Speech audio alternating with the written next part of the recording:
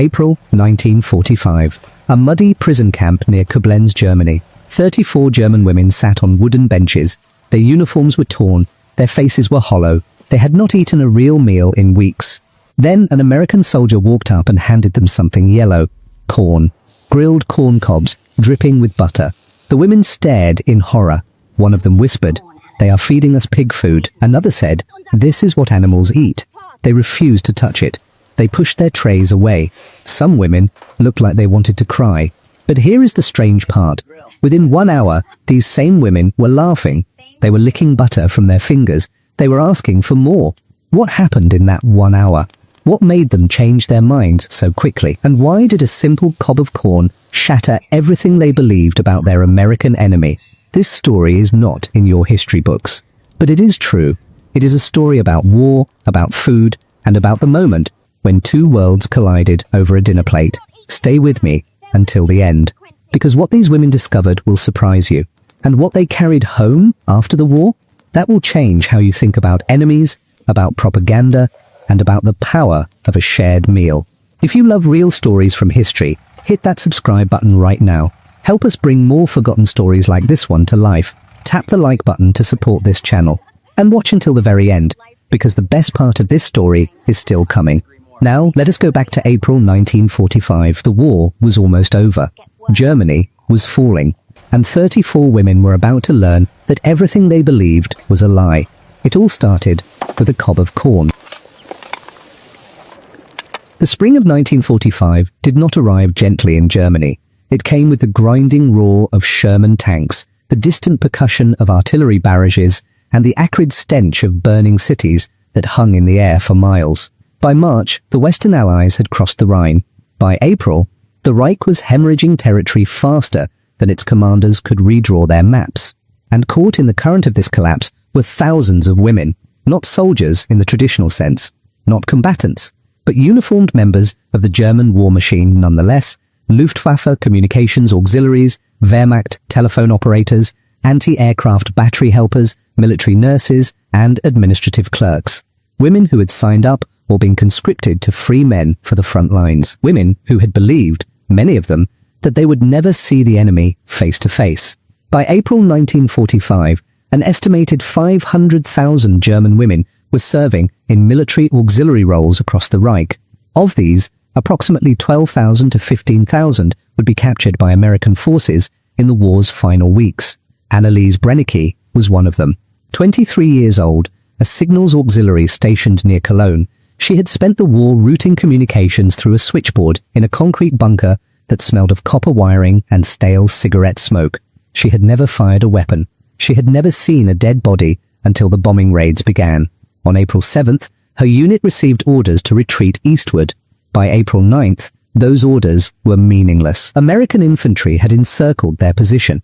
Anneliese and 33 other women surrendered in a muddy farmyard, their hands raised, their grey-blue auxiliary uniforms splattered with the filth of roads they had walked for 3 days straight.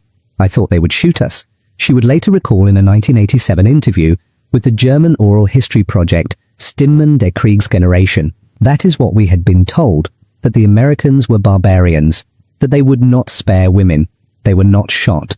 Instead, a young American sergeant with a drawling accent she could not place, Staff Sergeant Virgil Thibodeau, a Cajun from Lafayette, Louisiana, gestured for them to sit beside a hedgerow while his men secured the farmhouse. He offered them water from his own canteen. Anneliese noticed his hands were steady, his voice calm. There was no malice in his eyes. The paradox struck her immediately. This was the enemy? This soft-spoken man who smelled of tobacco and machine oil, who handed out canteens as if they were guests rather than prisoners? Elsewhere across the collapsing front, similar scenes unfolded. Waltraud Pfeiffer, Troudy to her friends, was captured near Aachen. A sharp-tongued telephone operator from Berlin, she had spent the final weeks of the war convinced that surrender meant execution. When American soldiers instead handed her a blanket and a tin cup of coffee, she wept. She could not understand it. Elfried Latterman, 19 years old, an anti-aircraft helper who had spent months cranking rangefinders while bombers droned overhead, was captured outside Frankfurt. She weighed barely 90 pounds. She had not eaten a full meal in 11 days. When the Americans loaded her onto a truck bound for a transit camp, she was too weak to climb the tailgate. A black American soldier, technician 5th grade Woodrow Pettigrew, lifted her up as gently as if she were his own sister. I did not know what to feel, Elfriede later wrote in a letter to her niece, decades after the war. Gratitude? Shame? I had been taught to hate these people, and here one was, carrying me.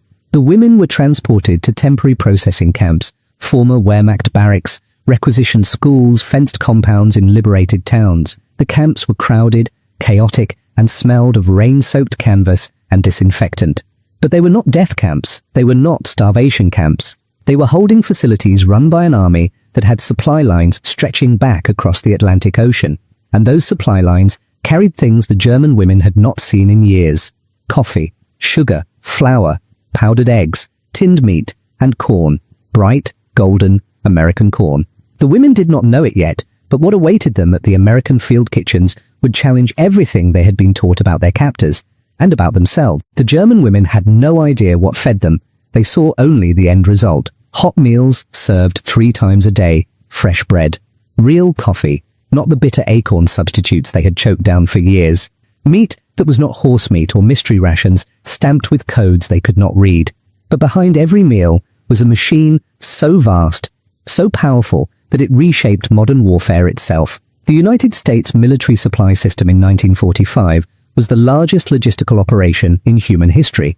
Every day, American forces in Europe consumed 800,000 tons of supplies, food, fuel, ammunition, medicine, clothing, all of it shipped across the Atlantic, unloaded at ports in France and Belgium, then trucked or trained hundreds of miles to the front lines. By April 1945, the US Army operated more than 240,000 trucks in Europe alone. The famous Red Ball Express, a convoy system that ran day and night, moved 12,500 tons of supplies every 24 hours at its peak, and prisoners of war were fed from the same kitchens as American soldiers. This was not kindness. It was doctrine. The Geneva Convention required it. But more than that, General Dwight Eisenhower understood something his enemies did not. Well-fed prisoners did not riot. They did not attempt mass escapes. They did not spread typhus or dysentery through overcrowded camps. Feeding prisoners was strategic. It was efficient. And it sent a message. Corporal Emmett Lindqvist, a Swedish-American supply clerk from Minnesota, wrote home to his wife in late April 1945. His letter, preserved in the Minnesota Historical Society archives, described the scene at a transit camp near Koblenz. "We unloaded 6 truckloads of rations today, canned beef, powdered milk, flour, coffee, sugar, and 200 crates of Iowa corn. The German prisoners stared like we had delivered gold bars. One of their officers asked me if this was food for the guards. I told him no. It's for everyone. He did not believe me. The field kitchens operated like assembly lines. Private First Class Lester Szymanski, a Nebraska farm boy assigned to the 3rd Armored Division's mess unit, worked 14-hour shifts. He and his crew could feed 1,200 men in under 2 hours. Breakfast was powdered eggs, toast, coffee, and canned fruit. Lunch was stew or hash. Dinner was meat, potatoes, vegetables, and bread. And the German POWs received the same rations. Not smaller portions, not leftovers. The same food, cooked in the same pots, served on the same tin trays. For women like Renate Stahlberg, a military nurse who had spent the final year of the war treating wounded soldiers in hospitals with no morphine, no bandages, and no heat, the abundance was impossible to process. She had watched men die from infected wounds because there was no penicillin. She had boiled and reused surgical thread until it frayed. She had scrubbed bloodstains from her only uniform in freezing water because there were no replacements. And now, sitting on a bench in an American POW camp, she was handed a metal tray with beef stew, white bread, canned peaches, and coffee with real sugar. She stared at it. "I thought it was a trick," she admitted in a 1979 interview with a German documentary crew. "I thought they were showing us this food to humiliate us before taking it away." But they did not take it away. Staff Sergeant Virgil Thibodeau walked the line of seated German women, a ladle in one hand, a cigarette tucked behind his ear. He ladled stew into bowls without comment, his movements practiced and calm. He had done this 1,000 times. To him it was routine. To the women, it was a shock. Hannelore Fichtner, a communications auxiliary in her early 30s, leaned toward Renate and whispered, "Do their soldiers eat like this every day?" Renate did not answer. She did not know. But the evidence was everywhere. The American soldiers were tall. Their uniforms fit properly. Their faces were not hollow. Their hands did not shake from hunger. The contrast was undeniable. And it was humiliating. These were the same soldiers German propaganda had mocked as soft, as weak, as a mongrel nation incapable of discipline or sacrifice. Yet here they stood, well-fed and well-supplied, while the so-called master race sat in muddy camps, starving and defeated.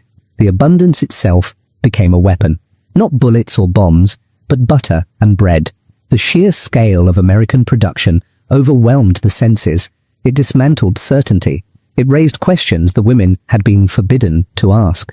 If America could feed its prisoners this well, what did that say about Germany's claims of superiority? If the enemy was this strong, this organized, this humane, what did that say about the war itself? Ottilie Drexler, an administrative clerk who had once filed reports in a spotless Wehrmacht office in Munich, sat with her tray untouched. She had believed in the Reich. She had believed in the Freres' promises.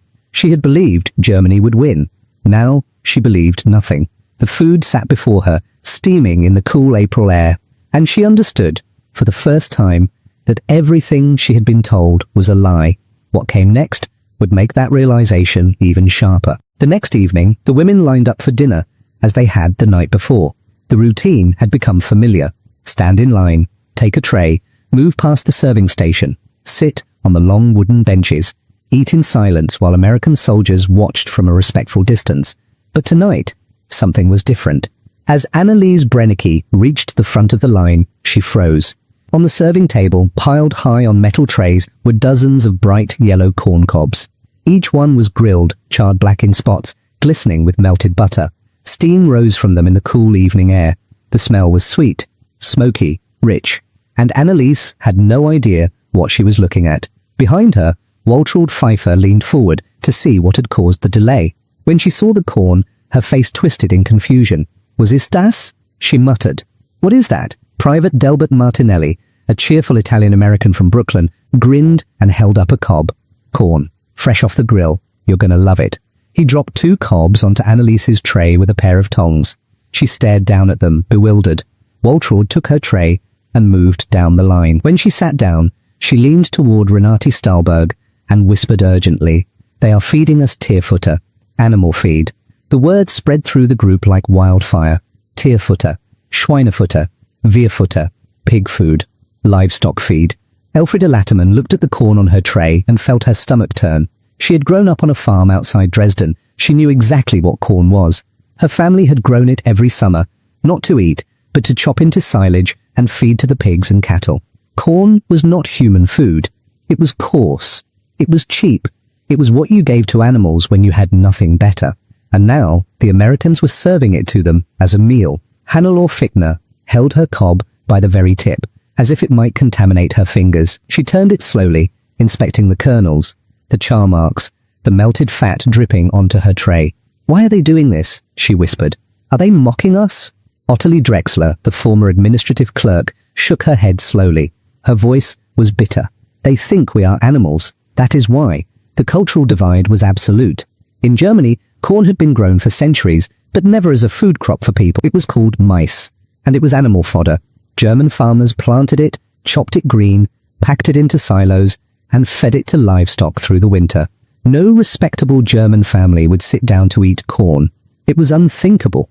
But in the United States, corn was a staple. By 1945, American farmers produced over 3 billion bushels of corn annually. Sweet corn, the kind meant for human consumption, was grilled at summer picnics, boiled at family dinners, served at state fairs and church socials. It was as American as apple pie. To a boy from Iowa or Nebraska, grilled corn was childhood.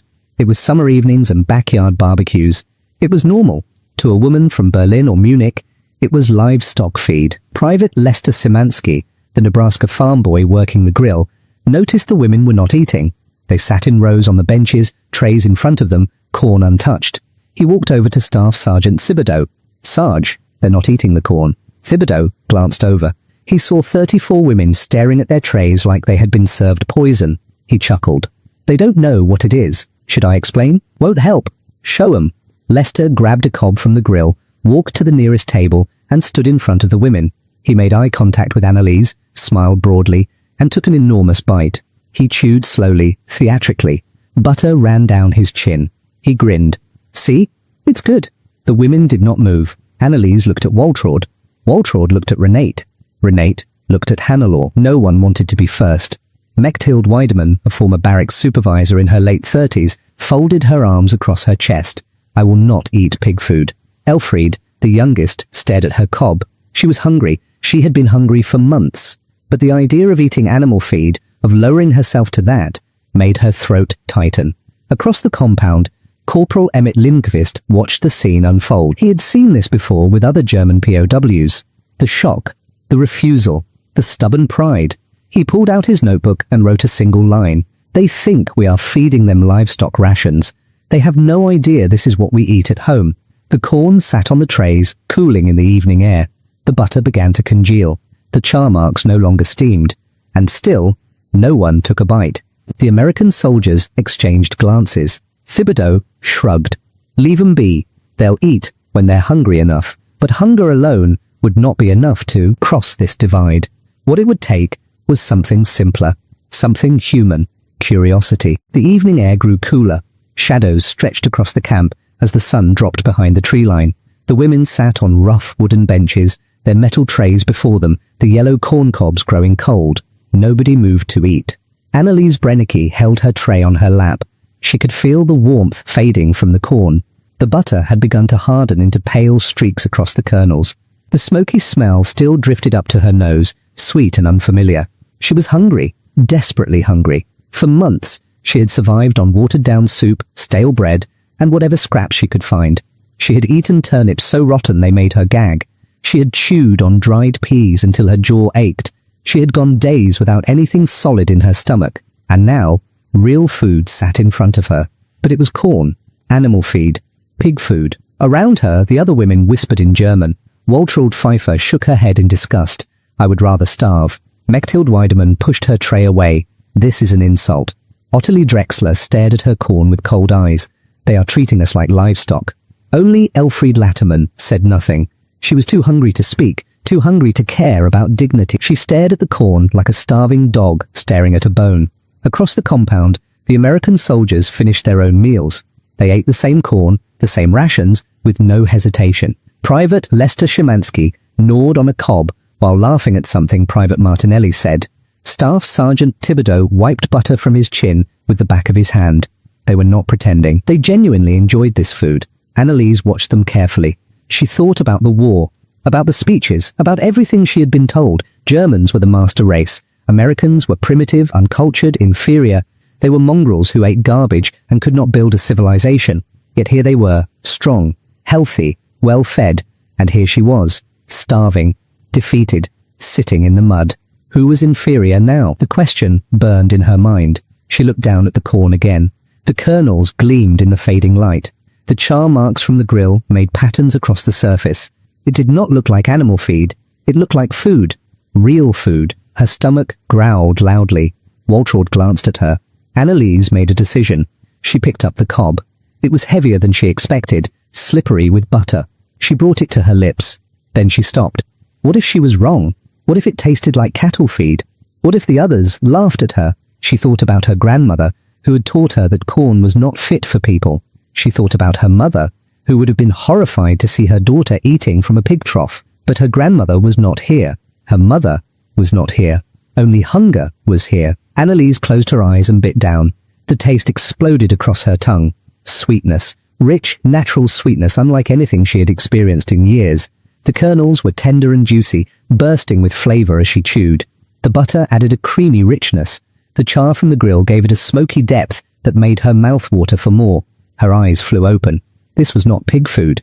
This was delicious. She took another bite, bigger this time. Then another. She could not stop herself. Waltraud was staring at her. What are you doing? Anneliese did not answer. She kept eating. Waltraud watched for a long moment. Then, slowly, she picked up her own cob. She sniffed it suspiciously. She touched her tongue to a single kernel. Her eyebrows rose. She took a real bite. Chewed. Swallowed. Mein Gott, she whispered. My God. Within seconds, others followed. Elfriede grabbed her corn and devoured it like she had not eaten in months. Renate Stahlberg took careful, measured bites, savoring each one. Hannelore Fichtner ate with tears running down her cheeks, tears of relief, of exhaustion, of shame. Even Mechthild Wiedemann, who had pushed her tray away, quietly pulled it back and began to eat. Only Ottilie Drexler hesitated. She watched the others for a full minute. Then, without expression, she lifted her corn and bit into it. Her face did not change, but she finished both cobs without stopping. The compound fell quiet except for the sound of chewing. Private Martinelli nudged Lester Szymanski. "Hey, look, they're eating it." Lester grinned. "Told you they would." Staff Sergeant Thibodeau lit a cigarette and watched the scene with quiet satisfaction. Same thing happened with the last group. Germans always think corn is for pigs. Then they taste it. He exhaled smoke into the evening air. "Give 'em an hour. They'll be asking for seconds." He was right. Before the sun fully set, Elfriede walked back to the serving line. She held her empty tray and pointed at the remaining corn. Her eyes asked the question her words could not. Private Martinelli loaded 2 more cobs onto her tray. "Eat up, sweetheart. There's plenty." She nodded gratefully and returned to her seat. Anneliese watched her go. She looked down at her own empty tray, her fingers sticky with butter. For the first time in weeks, her stomach was full. For the first time in months, she felt something like hope. A simple cob of corn had done what no speech, no order, no propaganda could do. It had begun to change her mind about the enemy. The days that followed were different. Something had shifted in the camp. It was not obvious. The barbed wire still stood. The guards still patrolled. The women were still prisoners. But the tension had eased. Meals became moments of quiet connection. The women no longer approached the serving line with fear or suspicion. They came with empty trays and left with full stomachs. Some even nodded at the American cooks. A few attempted small words in broken English. "Thank you, good. More, please." The Americans responded with smiles and extra portions. Corporal Emmett Lindqvist noticed the change first. He had been stationed at POW camps before, processing captured Wehrmacht soldiers and SS officers. Those men had been sullen, hostile, defiant even in defeat. These women were different. They were tired. They were broken, but they were not angry. Lindqvist wrote in his journal on April 20th, 1945, "The German women have stopped treating us like enemies. I do not know when it happened exactly. Maybe it was the corn. Maybe it was the coffee. But something changed. Yesterday, one of them asked me about my family. She wanted to know if I had children. I showed her a photograph of my son. She smiled and said he looked healthy. That was all. But it felt like something important. Food became a language both sides could speak. Staff Sergeant Virgil Thibodeau understood this instinctively. He had grown up in Louisiana, where meals were sacred. His mother had taught him that you could learn more about a person over a bowl of gumbo than through 100 conversations. He applied this wisdom to the camp. When new supplies arrived, he made sure the German women saw them being unloaded. Crates of vegetables, sacks of flour, tins of meat, bags of real coffee beans. He wanted them to understand that this abundance was not temporary. It was constant. It was American. One afternoon, Anneliese Brainicke approached the field kitchen during preparation time. She stood at a respectful distance, watching Private Lester Szymanski work the grill. Lester noticed her and waved her closer. She hesitated, then walked over. He pointed at the corn lined up beside the grill, then at the fire, then made a rotating gesture with his hand. She understood. He was offering to teach her. For the next hour, Anneliese learned how to grill corn the American way. Lester showed her how to turn the cob slowly, how to watch for the kernels to blister, how to brush on butter at the right moment. She burned her first cob. Lester laughed and handed her another. By the third try, she had it right. When she bit into her own creation, she smiled. A real smile, unguarded and genuine. Lester grinned back. "See, easy." She did not understand the word, but she understood the meaning. Similar scenes played out across the camp. Renate Stahlberg, the military nurse, began helping organize meal distribution. Her medical training had taught her efficiency and order. She brought those skills to the serving line, arranging trays, managing portions, keeping things moving smoothly. Staff Sergeant Thibodeau was impressed. Within a week, he had given her unofficial authority over the process. Mechthild Wiedemann, the former barracks supervisor, took charge of cleanup. She organized the other women into work groups, assigning tasks, enforcing standards. The American cooks joked that she was stricter than their own officers. Private Martinelli called her the general behind her back. She pretended not to hear. But once, Lindqvist saw her almost smile. Waltraud Pfeiffer discovered that Private Woodrow Pettigrew played harmonica. One evening after dinner, He sat on an empty crate and played a slow blues melody. The sound drifted across the camp, mournful and beautiful. Waltraud listened from her bench. When he finished, she clapped softly. Pettigrew looked up, surprised. He nodded at her and played another song. After that, the evening concerts became routine. Women gathered near the kitchen tent after meals, listening quietly as Pettigrew played. Sometimes the American soldiers joined them. Sometimes everyone just sat in silence, sharing the music. For those few minutes, the war felt far away. Hannelore Fichtner later wrote about these evenings in a letter to her daughter. Decades after the war ended, there was a black American soldier who played the harmonica. I did not know his name then. We were not supposed to speak to each other. But every night, he played for us. Sad songs, beautiful songs. I think he was homesick, just like we were. In those moments, I forgot he was the enemy. I forgot I was a prisoner. We were just people, listening to music together.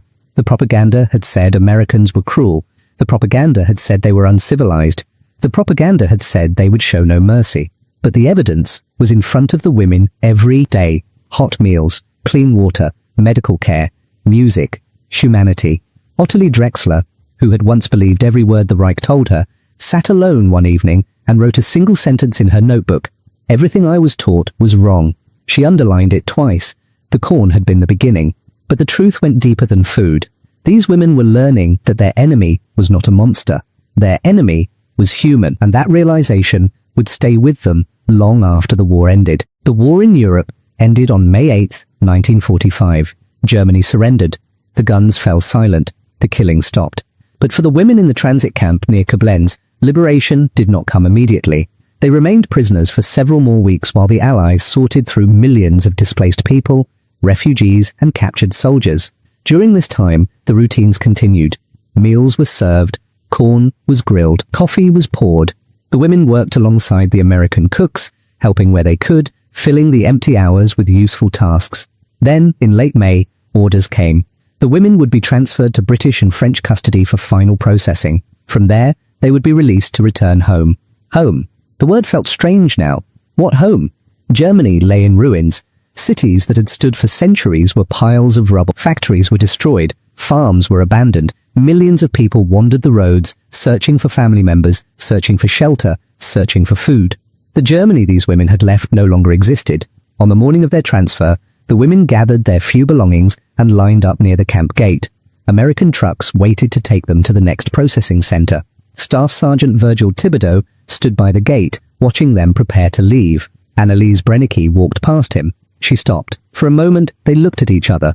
She did not know enough English to say what she felt. He did not know enough German to respond. But words were not necessary. She nodded. He nodded back. Then she climbed into the truck. Private Lester Szymanski handed out small packages to the women as they boarded. Each package contained a tin of meat, a chocolate bar, and 2 cobs of dried corn. For the road, he said, grinning. Most of the women took the packages with their food. I worked in their kitchen. They treated us like human beings. Slowly, the truth spread. American occupation forces distributed food aid throughout their zone. They brought in supplies, rebuilt infrastructure, and fed millions of starving Germans through the winter of 1945-46. The corn kept coming, and Germans began to eat it. By the 1950s, sweet corn had become an accepted food in West Germany. Farmers began growing it for human consumption. Supermarkets stocked canned corn from America. Recipes appeared in German cookbooks. The change was slow, but it was real. In 1987, a German oral history project called Stimmen der Kriegsgeneration interviewed elderly women about their wartime experiences. Several of them had been held in American POW camps. Almost all of them mentioned the corn. Anneliese Brennecke-Sauer, now 75 years old, laughed when the interviewer asked about it. We thought they were mocking us, she said. We thought it was animal food, and then we tasted it. She paused, her eyes distant. That was the moment I knew we had been lied to. About everything. If they had lied about something as simple as corn, what else had they lied about? She smiled, sadly. The answer, of course, was everything. The story of German POW women and American corn is small in the vast history of World War II. It does not appear in most textbooks. It did not change the outcome of any battle. But it changed minds. It challenged beliefs. It planted seeds of understanding between enemies. Sometimes, history turns on grand events, invasions, treaties, the fall of empires, but sometimes it turns on something smaller, a shared meal. At thanks, some clutched them tightly, as if holding something precious. Elfriede Latterman looked at her package and then at Lester. Her eyes were wet. "Dank," she whispered. "Thank you." He understood that word. "You're welcome, kid. Take care of yourself." The trucks pulled away. The women watched the camp disappear behind them. None of them knew what awaited them in Germany, but all of them carried something with them. Memories. The journey home was long and difficult. The women passed through destroyed cities and burned villages. They saw bodies still lying in the streets. They saw children begging for food. They saw old men digging through rubble with their bare hands. This was the Germany that Hitler had promised would last 1,000 years. It had lasted 12. When Anneliese finally reached her hometown near Cologne, she found her family's apartment building destroyed. A British bomb had hit it in February. Her mother and younger sister had survived by hiding in the basement. Her father had not.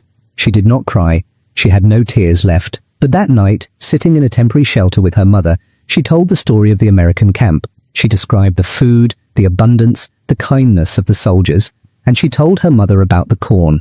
They grilled it over open flames, she said. It was sweet and soft, nothing like what we feed to pigs. It was delicious. Her mother listened in silence.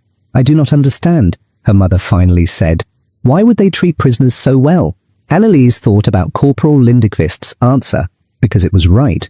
Similar conversations happened across Germany in the months that followed.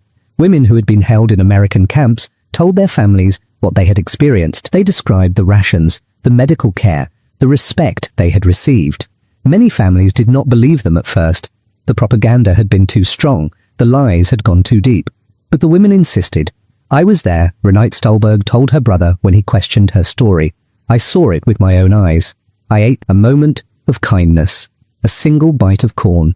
In the end, America's greatest weapon was not its tanks or its bombers. It was its abundance, and its willingness to share it even with those who had been taught to hate. The German women who were captured in 1945 expected cruelty. They received corn. They expected starvation. They received abundance. They expected monsters. They found men, tired, homesick men who shared their food without hesitation. This was not propaganda. This was reality, and it shattered everything these women believed about their enemy. Decades later, when they told their grandchildren about the war, many of them remembered the same moment: the bright yellow cobs, the melted butter, the shock of sweetness on their tongues. They had been taught that Americans were primitive. They learned that Americans were generous. They had been taught that corn was for animals. They learned that it was delicious, and in learning these small truths, they began to unlearn the great lies. Sometimes peace does not begin with treaties or surrenders. Sometimes it begins with something simpler: a shared meal, an open hand, a single bite of corn.